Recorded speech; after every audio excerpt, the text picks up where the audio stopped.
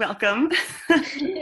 Thank you so much for joining. First, I just wanted to say I really appreciate you taking the time to answer these questions and talk about this. I think that it's very important, and I'm just really excited to, have some interaction about this and get it out there.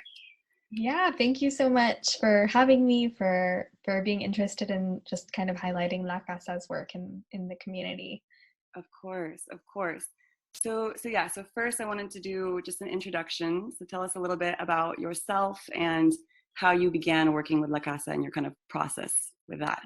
Yeah, so my name is Esha. I am the Education and Volunteer Manager at La Casa de Madres. We're a domestic violence organization in San Francisco. I've always been really passionate about community education for social change and believe that in this movement to end domestic violence, we are all a part of that solution, whether you're a medical provider who's supporting a survivor in the ER, or a lawyer who's supporting someone through their custody case, or the loved one or a friend of someone who's experiencing domestic violence. We all have a responsibility to survivors to create a culture in which violence is no longer happening. So it's such a privilege to do this work with La Casa. Yeah, absolutely. I love that. That's very true. So for anybody who is not currently familiar with La Casa de las Madres, what is your kind of general summation of the organization itself, and also just the values behind it, which I know that you also mentioned? Yeah, so the mission of La Casa was founded in 1976 by a group of Latina women in the mission. So we've been around for a minute, So which is incredible. awesome. And from day one, our mission has been to respond to calls for help from survivors of domestic violence 24 hours a day, 7 days a week, 365 days a year. And we do this in a couple of ways. We offer traditional crisis. I say traditional because I think when we think of what a domestic violence service provider is offering, we're thinking of a crisis hotline and an emergency shelter program. And we offer both of those. We answer about 6,000 plus calls on average every year from survivors of domestic violence and their communities on our crisis hotline. That number is 877-503-1850. We also have a text line, so for folks who can't call, which is especially important right now during the pandemic, folks can reach us via text. And we have a confidential shelter program, so for survivors who need a safe place to go, a safe place to stay as they're navigating their unhealthy relationships or their violent relationships, we shelter about 400 women and children on average every year in San Francisco at a confidential location. Yeah. Beyond that, we have community programs in the city. We have advocates who are supporting survivors at the police station, within SFUSD to support young survivors. We have advocates at SF General Hospital. And we also do a lot of education and prevention work, which I talked about a little bit in the hopes to end the epidemic and create a culture in which violence no longer happens. Yeah, absolutely. That's really amazing. So yeah, speaking of now we have this crazy paradigm shift, right? The pandemic and the shelter in place and everything. So what was the initial impact of the pandemic and shelter in place on the day-to-day operations of La Casa, and then also on the survivors themselves, like the kind of the initial reactions? Yeah, such a good question. I think when it all happened, everyone was really in shock, like, oh my gosh, this is really happening, which I think everyone felt that way. For us, for many of our survivors, it just created these conditions or many of the people we're supporting, it just created this sense of, now there's even more uncertainty. There's this additional layer of uncertainty of like what I can do. And so we received a lot of calls, especially at the beginning on our crisis hotline. And we heard from a lot of folks who were just really unclear about what the shelter in place meant. If I leave, am I going to get sick? If I leave, am I going to be arrested? What is going on? And we also hear from survivors, and this has stayed consistent through the pandemic and through the shelter in place order, that just stress has been heightened because of everything that's going on. And because it's harder to leave and not just like leave a relationship, but like actually, exit a tense situation. Whereas in a normal time, a protective strategy for a survivor could be, this argument is really escalating. I'm going to take a walk around the block, or I'm going to go get groceries, or I'm going to go see a friend or call a friend or something. That's no longer an option for many people. So the heightened stress has just created really uncertain conditions for folks. We also had many survivors who were staying at our shelter exited our shelter just because they, didn't know what it meant, and were very nervous. So it's definitely had impacts on people. And it's also, in the community, things are moving a lot slower. So the process to access services or find housing is all slowed down. And that means that survivors' journeys towards healing have been impacted. Right. Yeah. So that's like, you definitely encompassed my next question was just how would you say in general has the shelter in place order disproportionately impacted women who are experiencing violence or fleeing from violence? Yeah. I think it's such a complex issue, right? There is so much there.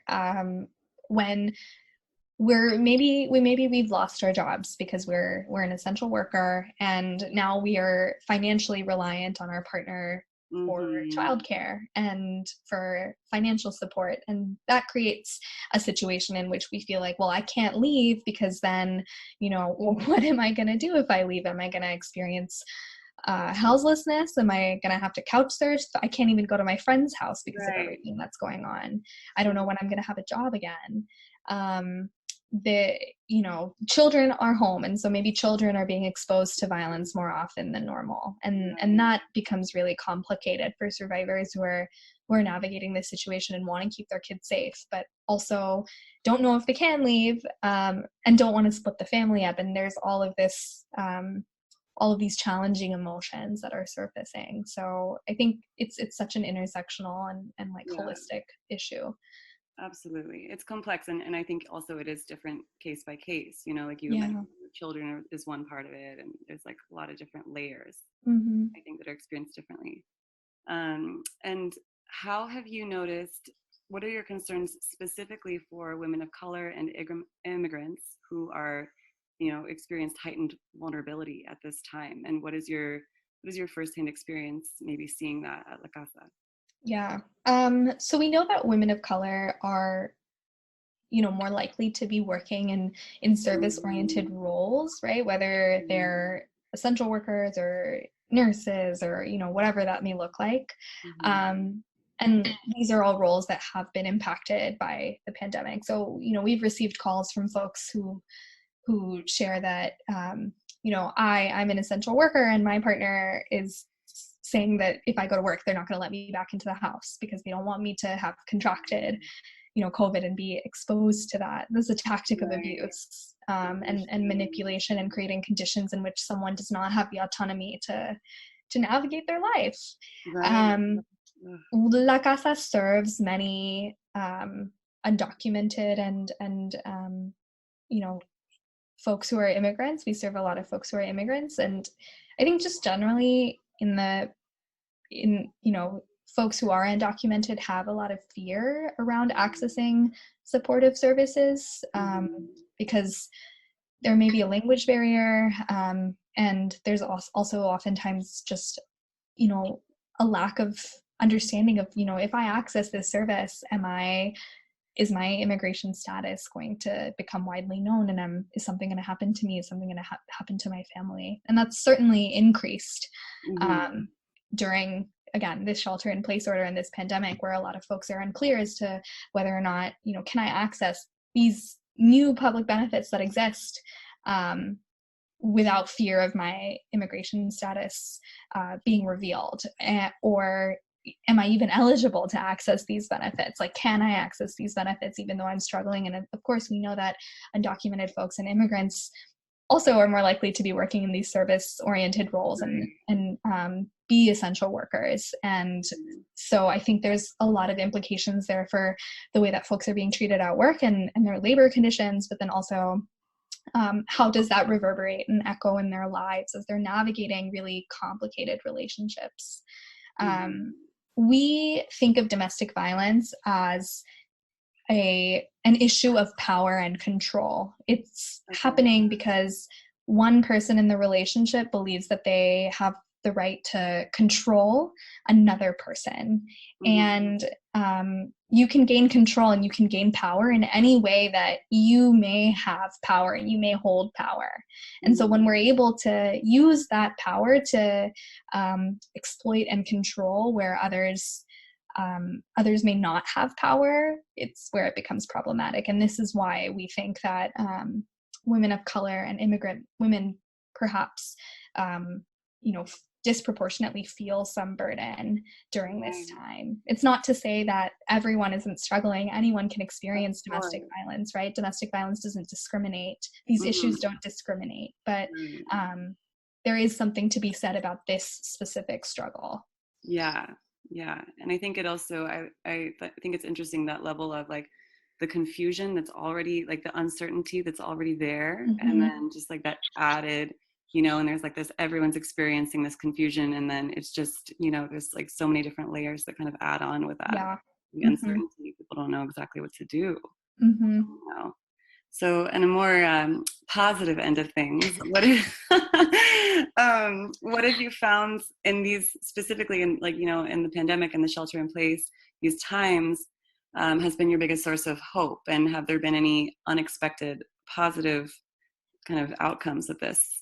Yeah. I am so amazed every day by my coworkers at La Casa, the advocates and the case supporting survivors through all of this, helping folks navigate really complicated public benefit systems and, find housing even in this chaos, and just supporting folks at shelter and answering the crisis hotline.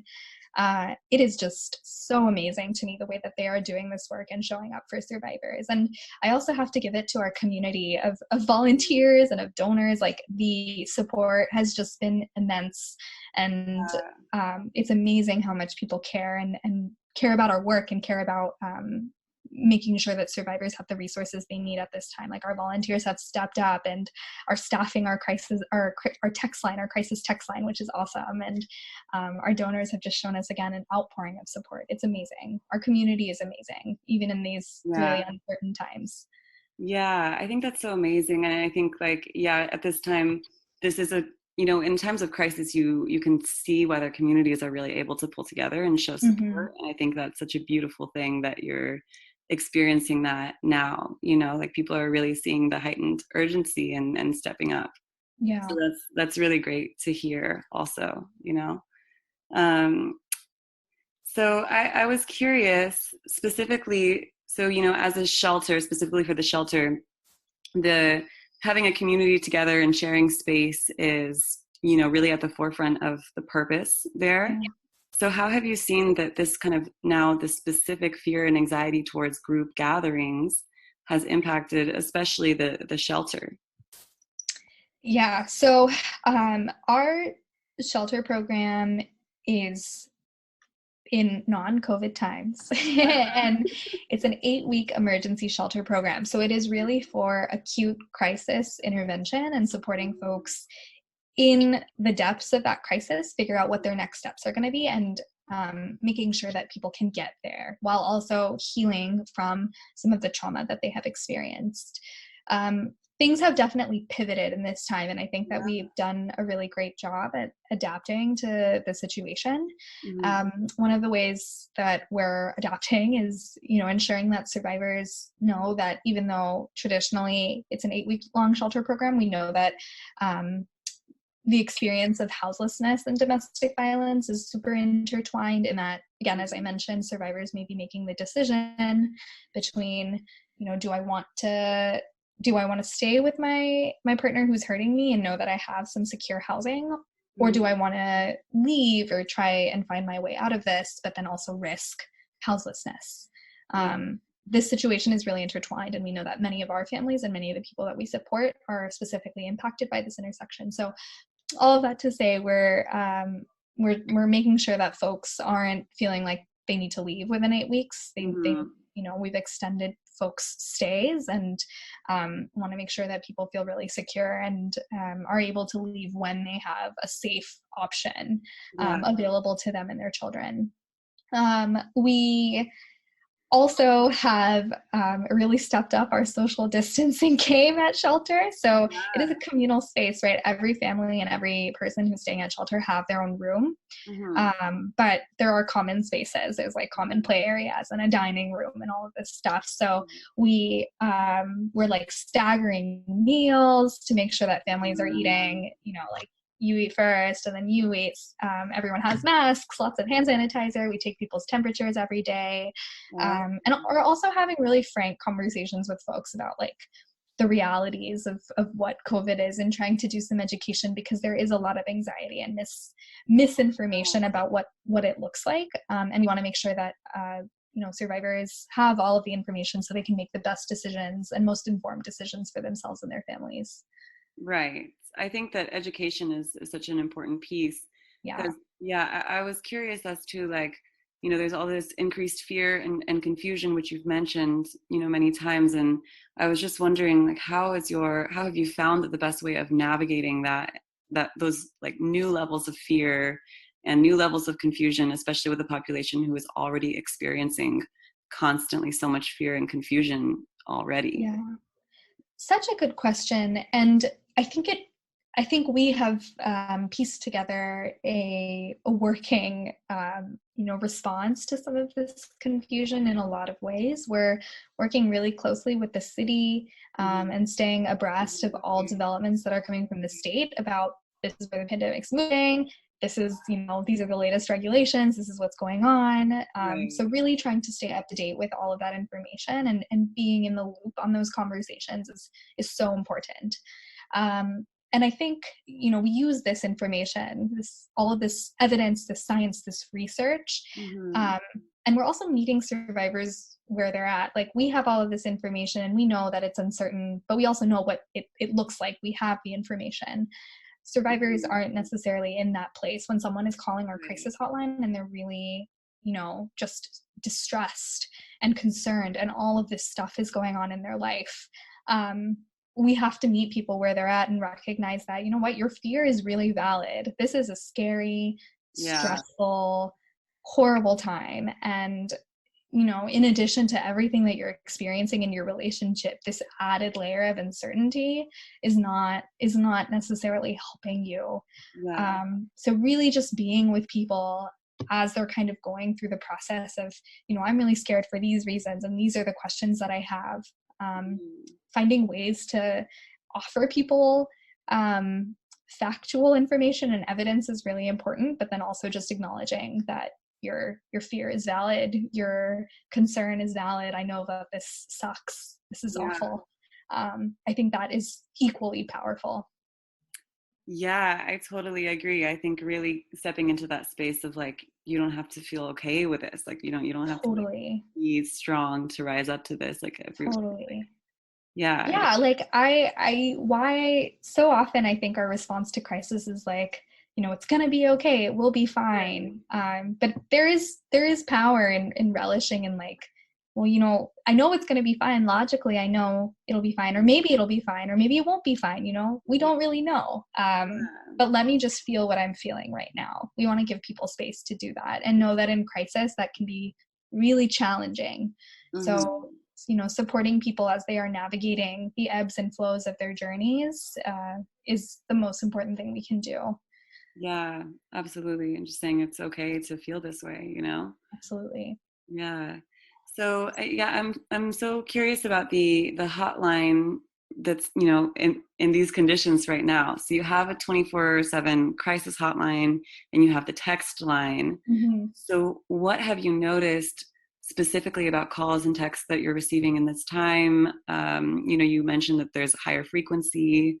So that's one part of it. And also, so I know that it's for adults and for teens. So I'm curious as to if you've seen any difference between adults and teens in their response and how they're reaching out. Yeah. So it's been very interesting to observe how our text line and our hotline have shifted in this time and what kinds of things we're hearing.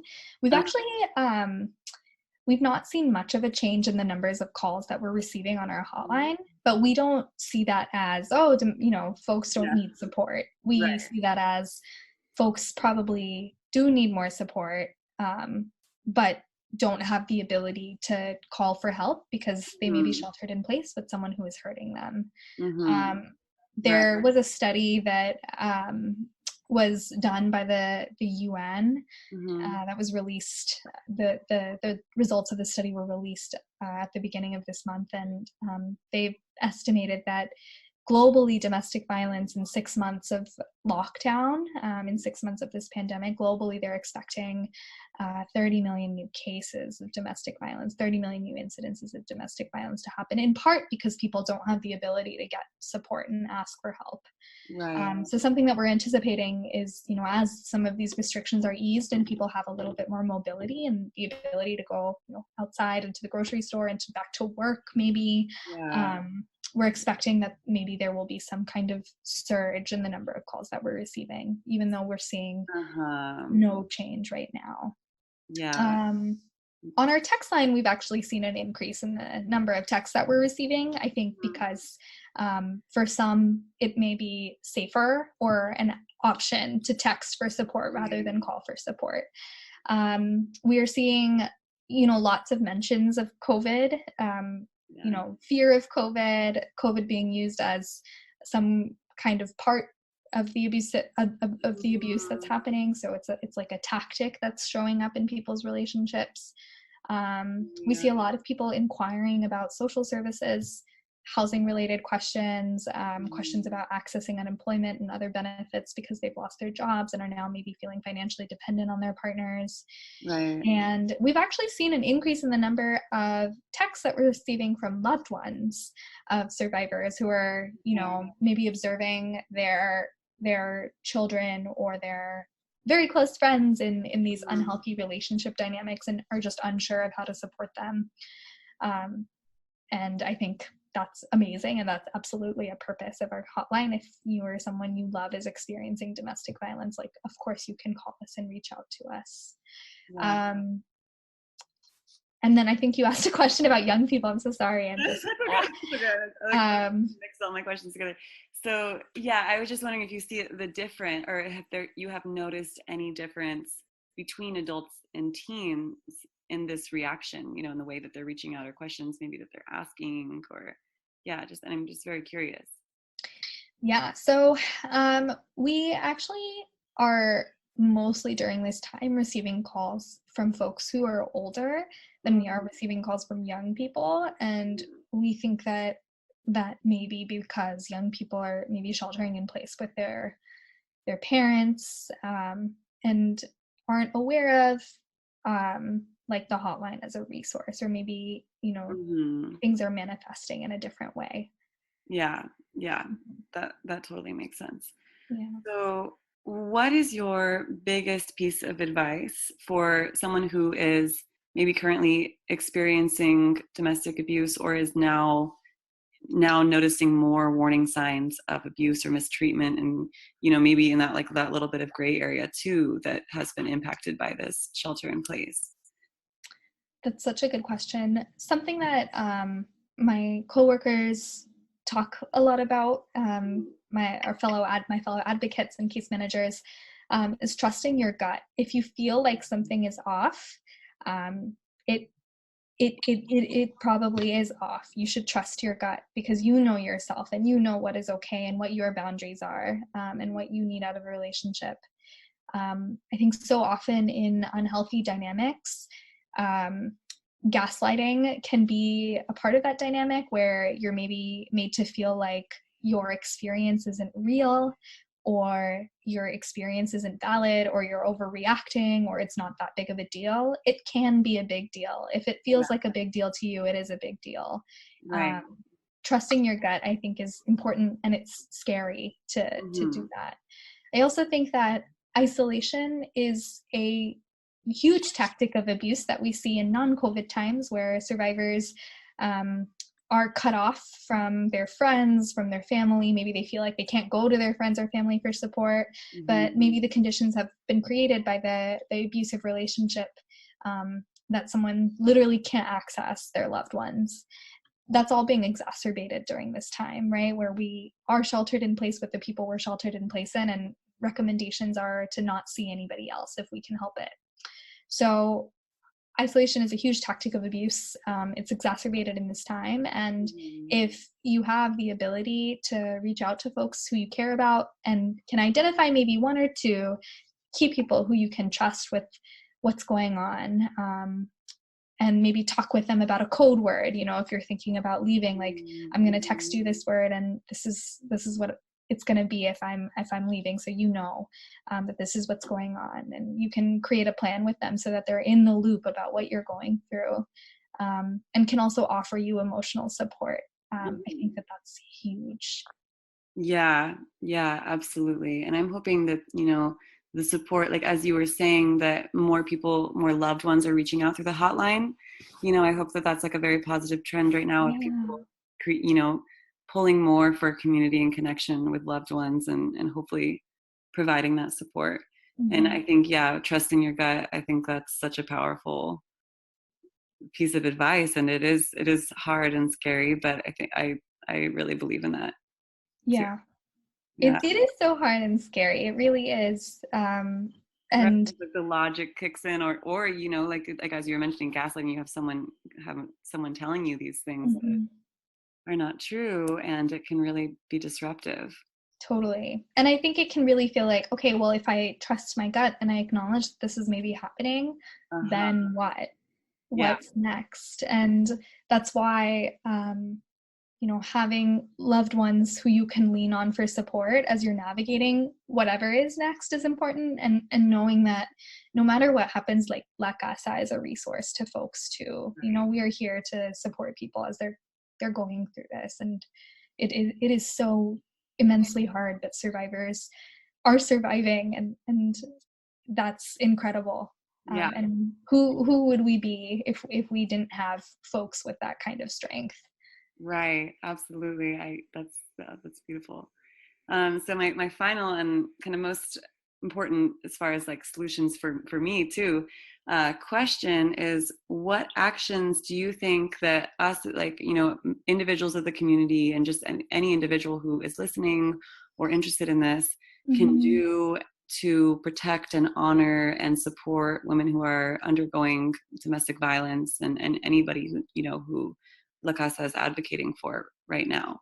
Yeah, such a good question. I love it when people are interested in having this conversation, because there is so much that we can do. It may seem like there's not a lot that we can do, but there are so many ways that we can show up for survivors. On the individual level, check in on your loved ones. It's so hard during this time. I feel like I have a tendency to, want to be a recluse and sit in my bed and binge watch Netflix, but it is so important to check on our friends. Even our friends who aren't in relationships, but especially on our friends who are in relationships, and just ask them how things are going. If you feel like you're concerned about people's safety and their health and whether or not they're okay, maybe offer to FaceTime them and play a game, or drop off groceries at a social distance wearing masks, just to make sure that they're okay. Just create those senses of community and connection in times that are really, really challenging. I think that on the individual level, that's a huge thing that we can do. If folks have the ability to donate to organizations like La Casa, that's a huge thing. But then also, I think taking care of yourself and asking questions during this time, like, what leads to domestic violence? I think when we think of domestic violence, when we think of domestic violence, we think about the worst. And the most egregious and the most violent, and we have to hold space for that, and we need to hear those stories. But it's also true that there is a spectrum of unhealthy relationships. Things don't just become that awful and become that violent out of nowhere. There was all of this stuff happening before, and we have to be paying attention to that. So when we hear our parents blame survivors for the violence that they've experienced, when we hear our friends participating in rape culture and making really crude and awful jokes in light of people's pain and the situations that they're going through, when we're hearing those things and we're seeing them and recognizing the ways that they're related to one another and they compound, calling those out and calling those people in and saying, look, like, I know you can do so much better. I know you have so much love. And Right. I know that you care about people who are going through it. But when you say things like that, these are the reasons it's problematic and these are the reasons it's harmful. When we're calling those behaviors out and calling those people in and allowing them to change, we are creating conditions in which violence no longer has space to exist and persist. And I think that's a huge thing that all of us can do and all of us can be better at. I need to get better at it. We all have space for growth. It's hard to confront our loved ones and to have these conversations with our loved ones, but it's so important. I think that's a really beautiful way to say it, to like calling them in. So it's not, when you see someone who's partaking in behavior that's problematic, and that kind of on that end of the spectrum, to be able to call them in and provide, like kind of call them out in a way that's productive and coming from a place of love. Yeah. Yeah. Yes. I think our society is really punitive in the way that we approach challenge. And, big picture, like, survivors experience this, right? When it's something like 88% of survivors of 88% of or incarcerated women are survivors of some kind of domestic violence or partner violence. Oh, wow. When we think of it at the big level, the big picture level, there are these really punitive consequences for experiencing abuse, and I think that just perpetuates cycles of harm when we're banishing people and excommunicating people from our society because they have caused harm.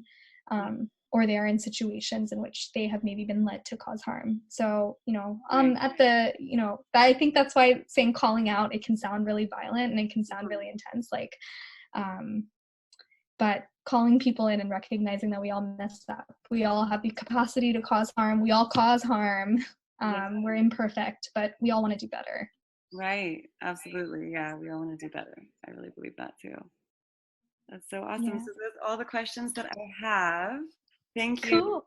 so much for your answers. It was so good to just hear your insight, on these kind of these very specific topics, and then also the more broad topics that go along with them, because I think that's also a way that we can all kind of hear about this and talk about this in a way that we can understand, and in a way that feels hopeful. Like, it doesn't have to be, it's a very heavy thing to talk about and to think about, but I think that there's also a lot of hope and a lot of beauty that we can experience and learn through just talking about this a little bit more.